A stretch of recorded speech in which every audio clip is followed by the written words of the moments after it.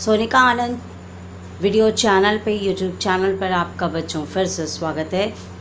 और आपके साथ हम इस समय बातचीत कर रहे हैं हमारा जो केमिस्ट्री का चैप्टर है, पहला चैप्टर क्लास 11th में some basic concepts of chemistry.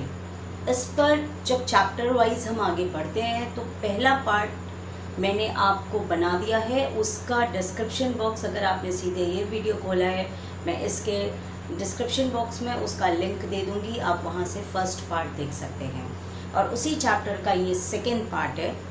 तो शुरू करते हैं। इस सेकंड पार्ट में मैं आपको बताने जा रही हूँ different laws of chemical combinations, जो कि इस चैप्टर में एक 3-4 लॉज हैं, उनको एक्सप्लेन किया गया है। तो different laws of chemical combinations में जो सबसे पहला लॉ है वो लॉ है law of conservation of mass. ठीक है, पहला लॉ क्या है? Law of conservation of mass, यानी मास के ऊपर ये लॉ आपका है। ठीक है, इसके बाद stated by Lavoisier in 1789। This law is given by Mister Lavoisier in 1789। मतलब ये लॉ लेवेशियर ने 1789 में हमको बताया। ये लॉ की स्टेटमेंट क्या है? Matter can neither be created not destroyed, यानी मैटर को ना ही बनाया जा सकता है और ना ही मिटाया जा सकता है। यानी लेवेशियर ने ये बताया कि दुनिया में जो मैटर है वो केवल एक रूप से दूसरे रूप में चेंज होता है, it changes only it's form, लेकिन ना ही हम इसे बना सकते हैं और ना ही हम इसे कभी मिटा सकते हैं। ये जो लॉ ऑफ कंजर्वेशन ऑफ मास है, न्यूमेरिकली किस तरीके से केमिस्ट्री में हमारे क्लास 11th में यूज़ किया जाता है, इसके ऊपर आधारित मैं एक न्यूमेरिकल अब आपको बताने जा रही हूँ। ठीक है, अब आप इसको नोट कीजिए, उसके बाद मैं आपको न्यूमेरिकल बता दूँगी। तो देखिए, इस तरीके से numericals law of conservation of मास पर बेस्ड पूछे जाते हैं। तो एक एग्जाम्पल मैं आपके सामने बताने जा रही हूँ, बेटा ध्यान से देखिएगा। 4 grams of hydrogen reacts with oxygen to make 36 grams of water. That means hydrogen reacts with oxygen to gives water. This is the main base.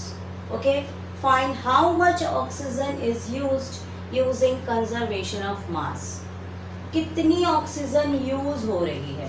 That means we are using 4 grams of hydrogen, मतलब 4 gram of hydrogen हम use कर रहे हैं और हमें जो water मिल रहा है वो है 36 grams।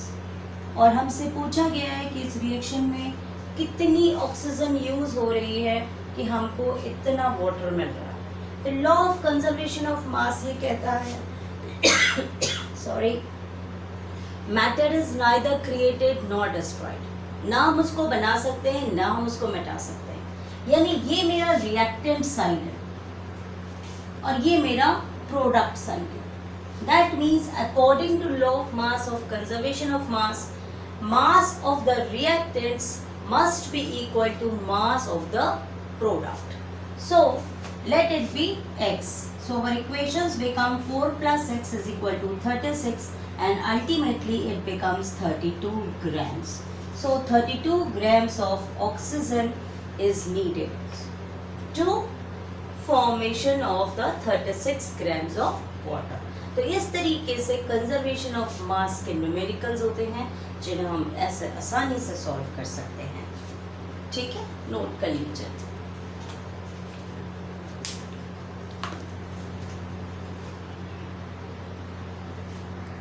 Law of chemical combinations में जो नेक्स्ट लॉ हमारे सामने है जिसको हमें स्टडी करना है वो है लॉ ऑफ डेफिनेट प्रपोर्शंस।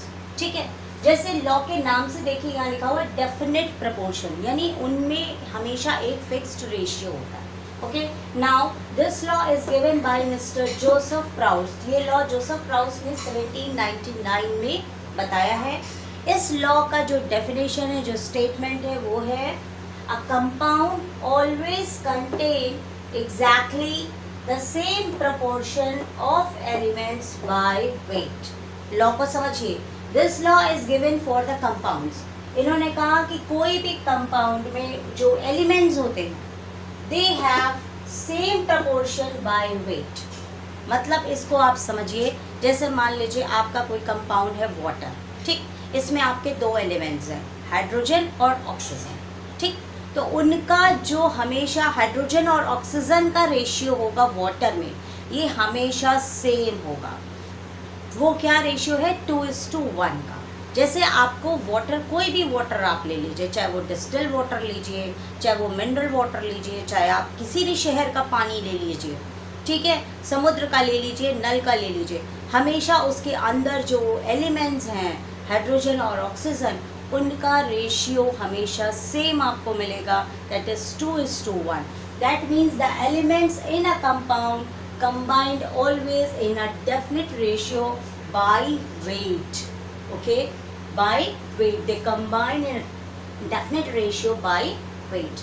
अब इसी आपको जो लॉ है, इसको एक न्यूमेरिकल के थ्रू मैं आपको और क्लियर करती हूँ, आप इसको नोट कीजिए।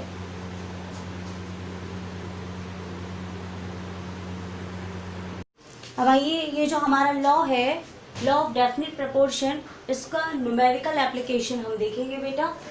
देखिए, 2.8 gram of calcium oxide prepared by heating limestone contain और 0.8 ग्राम ऑफ ऑक्सीजन।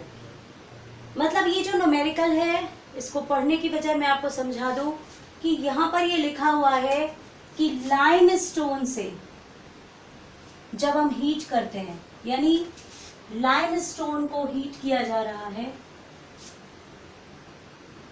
तो हमको कैल्शियम ऑक्साइड मिल रही है। ये पहला प्रोसेस है। दूसरा क्या है? 1 gram of oxygen is treated with calcium and calcium oxide is obtained. That means calcium and oxygen is treated to give calcium oxide. This is the second case.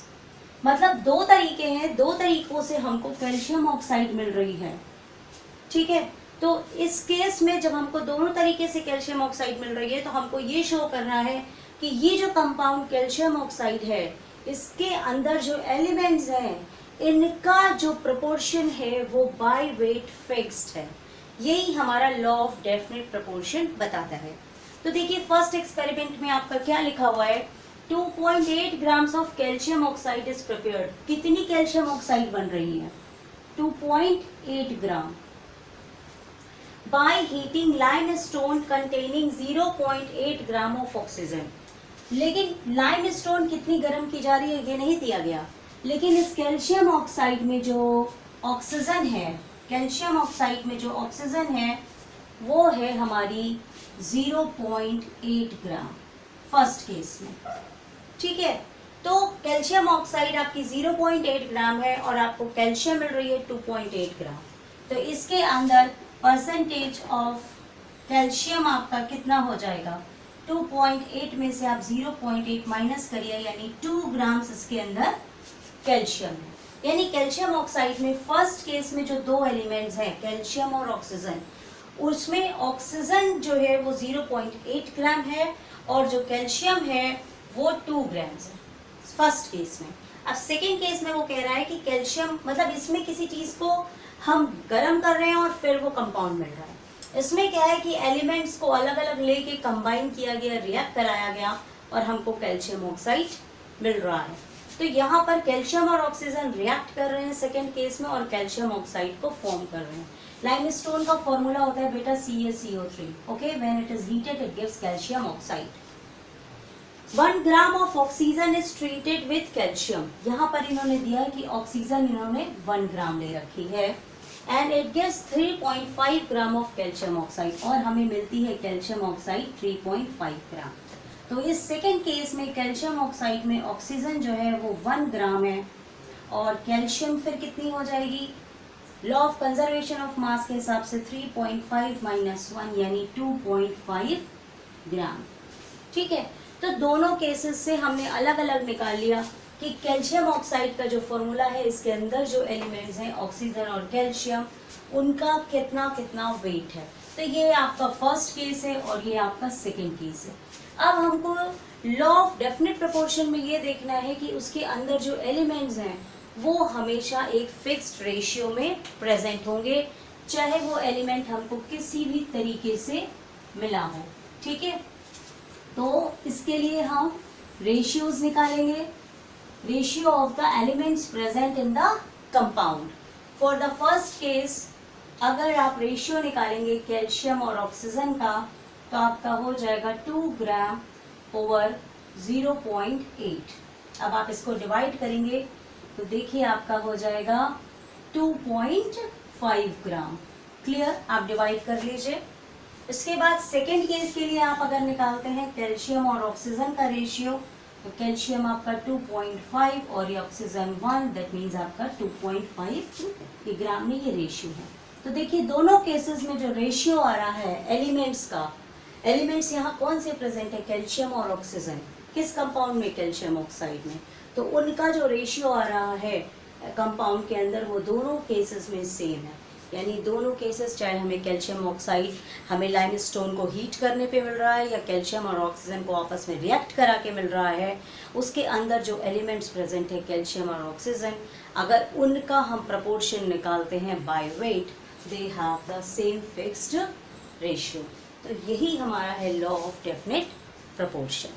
ठीक है, इसके बाद हम नेक्स्ट लॉ को आपको समझाने जा रहे हैं।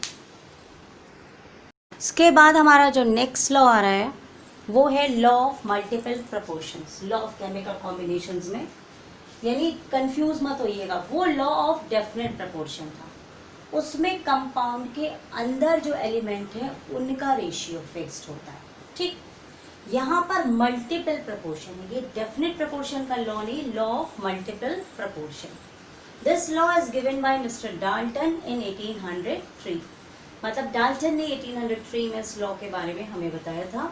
लॉ क्या है, बहुत लंबा चौड़ा लिखा है, बहुत ध्यान से समझिएगा, बहुत कायदे से लर्न कीजिएगा, और इसको मैं न्यूमेरिकल केस से आपको फिर समझाऊंगी।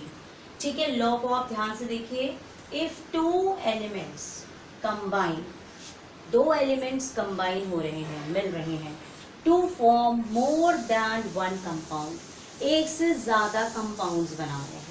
जैसे मान लीजिए मैंने दो एलिमेंट ले लिए, मान लीजिए एलिमेंट हमने ले लिया कार्बन और ऑक्सीजन, ये आपस में कंबाइन होकर के देखिए डिफरेंट टाइप की ऑक्साइड्स बनाते हैं। जैसे कार्बन मोनोऑक्साइड भी बनाते हैं CO, और कार्बन डाइऑक्साइड भी बनाते हैं CO2।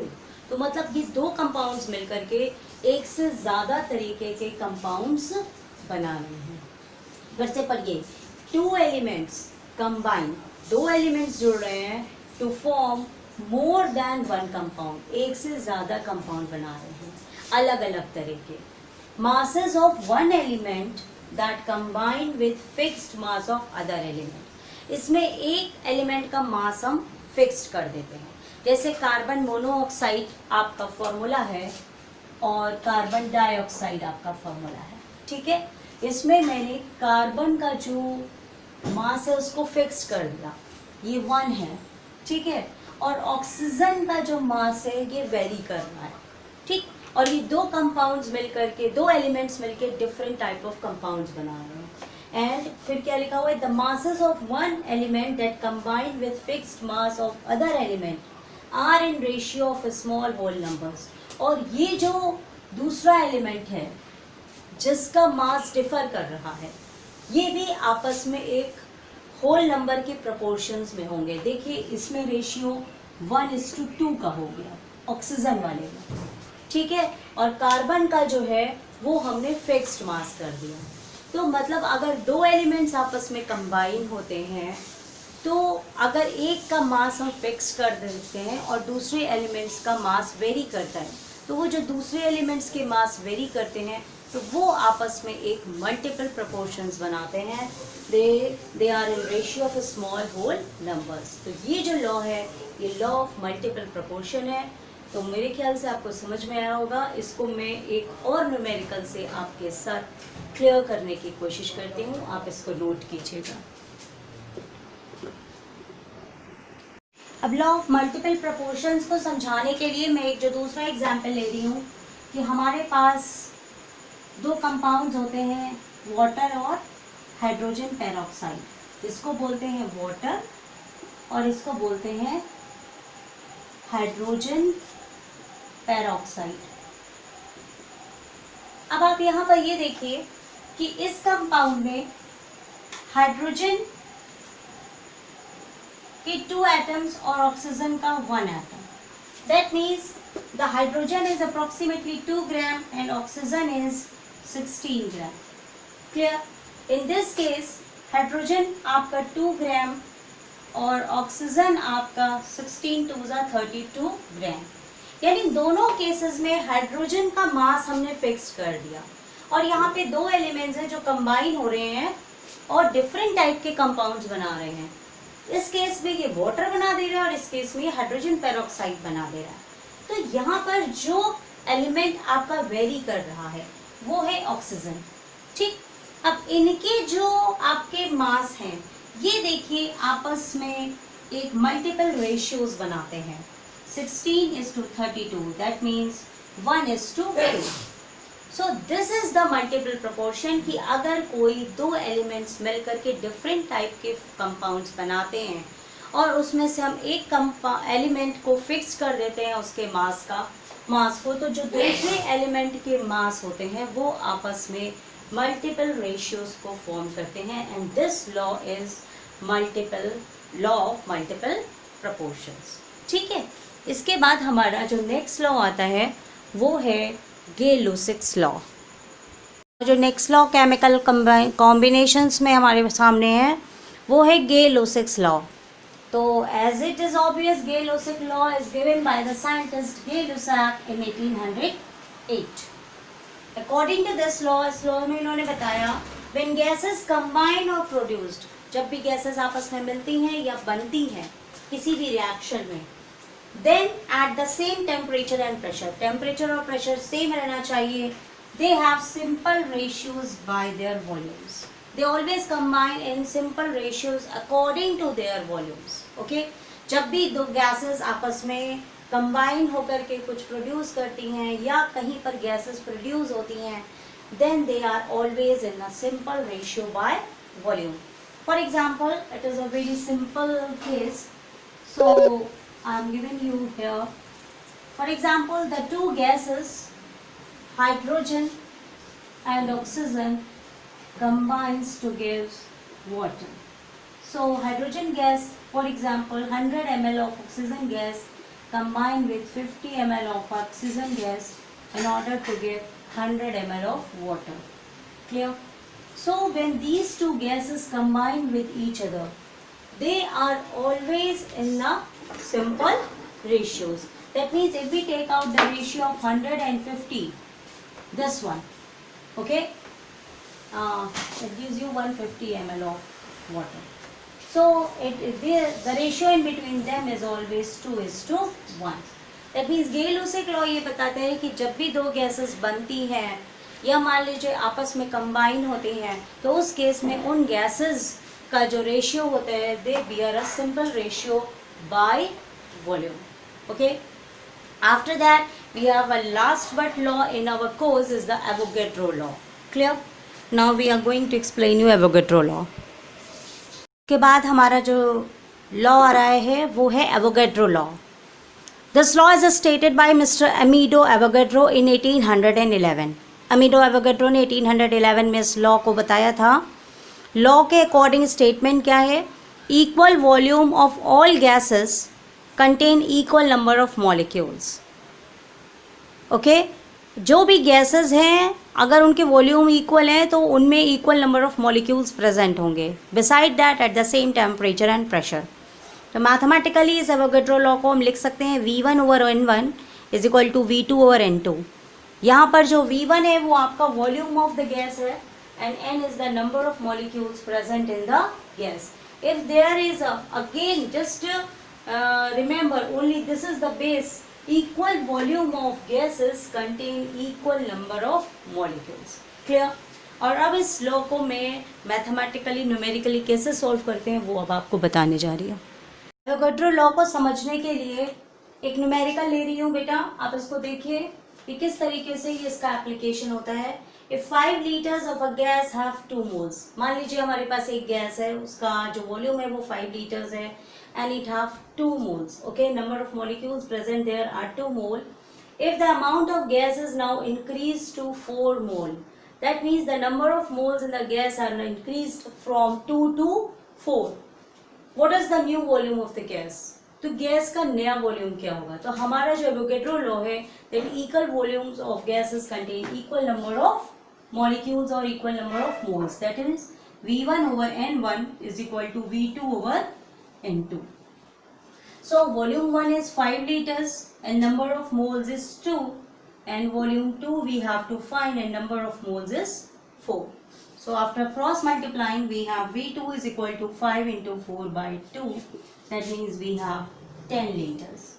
So the new volume of the gas becomes 10 liters if the gas is increased up to 4 moles. So with the help of Avogadro law, there is a relation between the volume of the gas and the number of the moles present in that gas. Okay, आप note कर लीजिए इसको. इसके बाद आपकी जब book में आप आगे बढ़ेंगे तो आपको मिलेगा डाल्टन एटॉमिक थ्योरी. तो डाल्टन एटॉमिक थ्योरी में एजम्पशंस हैं, पर्टिकुलर पॉइंट्स हैं, वो आप वहाँ से लर्न कीजिएगा. तो डाल्टन एटॉमिक थ्योरी 1908 में मिस्टर डाल्टन ने दी है. मैं आपको थोड़ा बहुत उसके बारे में बता दी हूँ. उन्होंने कहा कि जो एटम है, वो जो मैटर है, वो छोटे छोटे पार्टिकल्स से मिल के बना है, और जो उसका सबसे छोटा पार्टिकल होता है उसे एटम कहते हैं. वो इनडिविजिबल पार्टिकल है. उसके अलावा उन्होंने सेकेंड पॉइंट में ये बताया कि जितने भी एलिमेंट्स होते हैं उनमें सेम काइंड ऑफ एटम्स होते हैं, और डिफरेंट एलिमेंट्स में डिफरेंट डिफरेंट टाइप के एटम्स होते हैं. थर्ड पॉइंट उन्होंने जो बताया है वो ये बताया है कि कंपाउंड्स जब भी फॉर्म होते हैं, compounds are form with the help of more than combination of more than one atoms or elements. That means compounds जो बने होते हैं वो एक से अधिक elements और atom को combine करने पे बनते हैं, but they combine in the fixed ratio. उसके बाद उन्होंने ये बताया है कि जब भी chemical reactions होते हैं, it is just the reorganization of atoms between the two atoms of the two elements. Chemical reactions is the reorganization of atoms, because according to law of conservation of energy, matter is neither created nor destroyed. So there are 5 or 6 key points of the Dalton atomic theory. I think that you can easily memorize all these points. After that we have another topic in our book, the atomic mass and molecular mass.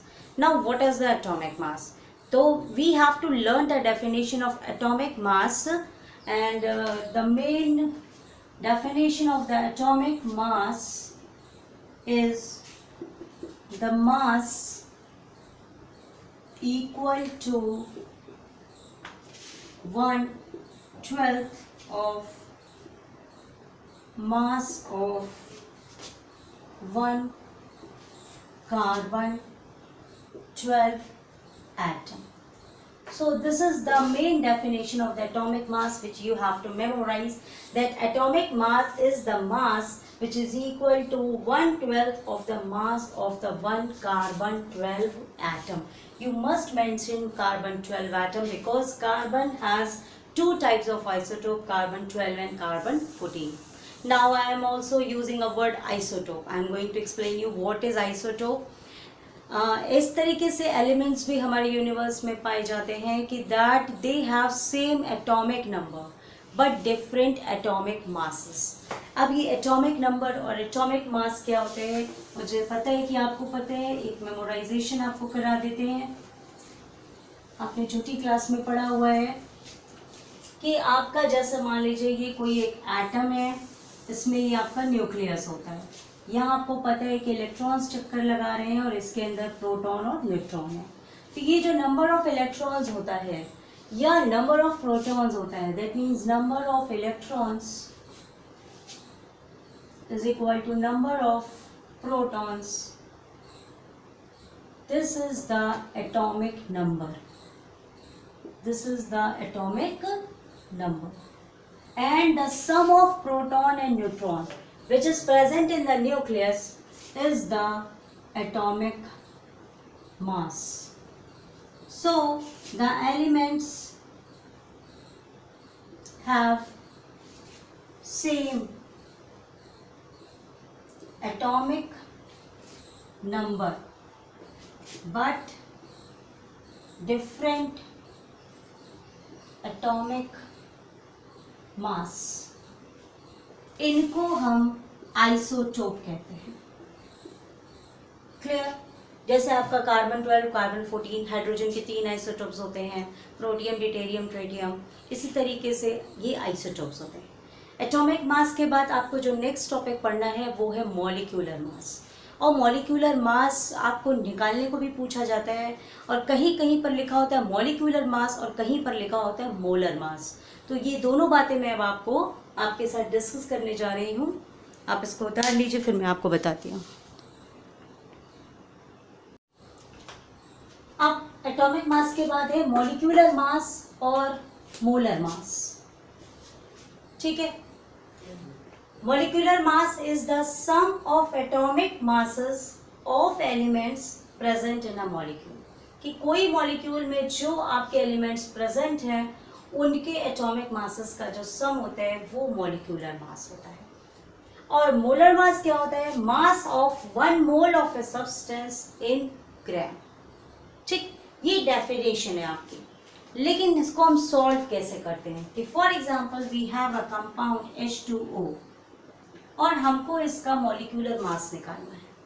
ठीक है, तो hydrogen का आपका जो element है उसका atomic mass 1 हो गया, तो 1 इंटू ये जो 2 लिखा है आपको 2 से मल्टीप्लाई करना है, प्लस ऑक्सीजन का आपका होता है 16, तो वी हैव 18। यहाँ पर हम यूनिट लिखते हैं, यूनिट मतलब atomic mass unit in case of molecular mass. But in case of molar mass, अगर हमें वाटर का मोलर मास निकालना हो तो हम किस तरह से लिखते हैं? हम यहाँ पे लिखते हैं 18 gram per mole. So this is the difference between molar mass and molecular mass. आप सॉल्व दोनों को सेम तरीके से करेंगे, बट मॉलिक्यूलर मास में we have the unit atomic mass unit, and in molar mass we just add the unit of gram per mole, and this is the definition of the molar mass, mass of 1 mole of a substance in grams. ठीक है? अब यहाँ पर एक word आ रहा है मोल, तो अब मैं आपको वो मोल बताने जा रही हूँ। और मोल में एक चीज और आती है, एवोगैड्रोस नंबर। आपके कोर्स में नेक्स्ट टॉपिक आप जो देखेंगे अपनी बुक में वो है एवोगैड्रो नंबर। तो 1 मोल ऑफ कार्बन वे 12 ग्राम। जब कार्बन के 1 मोल का मेजरमेंट किया गया, इट वेज 12 ग्राम। And mass of carbon 12 determined by the spectrometer, this is the instrument spectrometer. जब इससे कार्बन 12 का मास मेजर किया तो it is found to be this amount. So number of atoms we have to find out in case of carbon. When it is solved by Mr. Avogadro, he found that number of atoms in case of carbon is equal to 6.023 into 10 to the power 23, and he named this is a constant value and it is known as Avogadro constant. So you just remember this value Avogadro constant, because ये value use होती है आगे questions में, numericals में solve होने में। और इस वैल्यू के जरिए हम ये निकालते हैं कि किसी भी सब्सटेंस में नंबर ऑफ मोल्स कितने हैं। तो नंबर ऑफ मोल्स अगर दिए हुए हैं तो नंबर ऑफ एटम्स कैसे निकाले जाएंगे, या नंबर ऑफ एटम्स से नंबर ऑफ मॉलिक्यूल्स कैसे निकाले जाते हैं। तो ये रिलेशनशिप बहुत इंपॉर्टेंट है। ये जो वैल्यू है न्यूमेरिकल वैल्यू एवोगैड्रो कांस्टेंट की, ये बेटा आप लर्न कर लीजिएगा। और ये वैल्यू किस तरीके से आई, क्योंकि आपको कह दिया जाता है कि एवोगैड्रो कांस्टेंट की वैल्यू याद कर लीजिए और उसको न्यूमेरिकल में आपको यूज कराते हैं। बट ये आती कहाँ से? ये आती इस तरीके से कि जब 1 मोल लिया गया कार्बन एटम का और उसको मेजर किया गया तो उसमें देखा वो 12 ग्राम है, और जब स्पेक्ट्रोमीटर से कार्बन 12 का मास निकाला गया तो ये पाया गया। उन दोनों को डिवाइड करने पे जो हमें वैल्यू मिली है, इसी को number of atoms present in the carbon. Okay, अब इसके बाद आपका जो टॉपिक आता है वो मोल कंसेप्ट है, वो मैं आपको डेफिनेशन बताने जा रही हूँ। और अगर मोल कंसेप्ट के न्यूमेरिकल्स आपको पढ़ने हैं तो उसको इस वीडियो के साथ मैंने अटैच नहीं किया है, एक अलग पूरा वीडियो बनाया है जहाँ पर मोल कंसेप्ट के क्वेश्चंस हैं, नंबर ऑफ एटम्स के क्वेश्चन है, नंबर ऑफ मॉलिक्यूल्स के क्वेश्चन है। वो मैं डिस्क्रिप्शन बॉक्स में लिंक दे दूंगी, वहाँ से आप सर्च कर सकते हैं। उसके बाद आपका नेक्स्ट टॉपिक आएगा बैलेंसिंग ऑफ इक्वेशंस, उस पर भी पूरा एक वीडियो बनाया हुआ है अलग से विद एग्जाम्पल्स, तो उसका भी लिंक दे दूंगी। तो इस तरीके से आपका chapter some basic concepts of chemistry काफ़ी कंप्लीट हुआ है। आप इसको बेस लेकर के अपनी बुक को स्टडी करिएगा। मुझे पूरी उम्मीद है कि आपको चैप्टर बहुत अच्छी तरीके से समझ में आ जाएगा। तो मैं लास्टली लेने जा रही हूँ definition of the what is mole. Okay, आप इसको नोट कीजिए।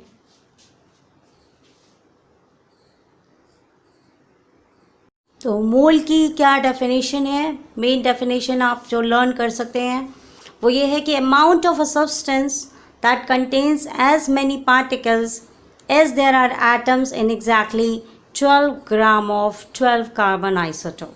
You have to remember this definition and the formula by which we can find out the moles present in a substance, number of moles of a substance is equal to weight in gram over molecular weight. आपको कुछ भी समझ में नहीं आ रहा होगा, लेकिन अगर जैसे इसमें क्या होता है कि नंबर ऑफ मोल्स निकालने हैं किसी भी सब्सटेंस के, तो उसका जो आपका सब्सटेंस है जो उसका वेट दिया हुआ है किसी केमिकल रिएक्शन में, उसको आप मॉलिक्यूलर वेट से उस एलिमेंट के डिवाइड करेंगे तो आपको नंबर ऑफ मोल्स मिल जाएंगे। So this is the definition of the moles, amount of the substance which contains as many particles as there are atoms and exactly 12 gram of 12 isotope.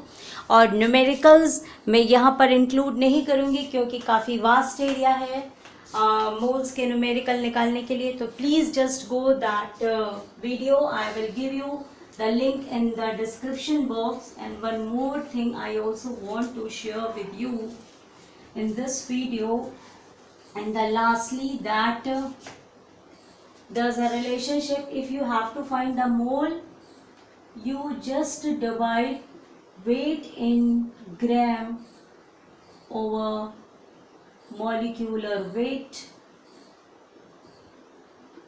and if you have to find the number of atoms, you just multiply with the mole which you find earlier with the Avogadro number, that is the mole into 6.023 into 10 to the power 23. तब आपको मिल जाएगा number of atoms या number of molecules जो भी आपका question में पूछा गया हो। लेकिन इसके सारे न्यूमेरिकल्स मैंने एक अलग वीडियो बना दिया है जिससे वहाँ कायदे से डिस्कस किया जा सके। वीडियो बहुत लंबा हो गया है, you just go to that video. इसके बाद आपका जो टॉपिक है बैलेंसिंग ऑफ केमिकल इक्वेशन, उसका भी वीडियो है, आप उसको देख सकते हैं। उसका भी मैं डिस्क्रिप्शन बॉक्स में लिंक दे दूंगी। और बेटा आप चैनल सब्सक्राइब कीजिए, अपने दोस्तों को बताइए, मुझे बहुत अच्छा लगेगा। Thank you. ठीक है, इसके बाद आप इसका अगर पार्ट 1 आपने नहीं देखा होगा तो उसका भी लिंक मैं वीडियो के डिस्क्रिप्शन बॉक्स में डाल दूंगी, वहाँ से आप पार्ट 1 पे जा सकते हैं। इसके साथ ही साथ यूट्यूब चैनल पर मैंने फ़िज़िक्स और मैथ्स के लिए भी क्लास 11th स्टैंडर्ड के वीडियोस बनाए हैं, जिनको आप देखना चाहें तो देख सकते हैं। इसके साथ साथ यदि ये वीडियो कोई जेई प्रिपरेशन कर रहा हो बच्चा देख रहा है तो एनटीए जेई के लिए अलग से मैंने कुछ वीडियोस बनाए हैं जिसमें स्पेशली क्वेश्चंस हैं जो प्रीवियस ईयर्स में आए हुए हैं। इन द लास्ट मैं आपसे बस एक बात यही कहना चाहती हूँ कि हम टीचर्स को अगर मोटिवेट आप करना चाहते हैं, आप मतलब हम टीचर्स को कुछ भी रिस्पेक्ट और रिकार्ड पे करते हैं तो प्लीज़ इस चैनल को सब्सक्राइब कीजिए। इससे बहुत मोटिवेशन मिलता है हम टीचर्स को आप बच्चों के लिए कुछ करने के लिए। तो आप चैनल को सब्सक्राइब कीजिए। अगर आपका दिल करे तो अपने दोस्तों के साथ भी शेयर कीजिए। अगर हर एक बच्चा एक अपने दोस्त को भी शेयर करता है तो भी मुझे बहुत अच्छा लगेगा। थैंक यू बेटा, ऑल द बेस्ट।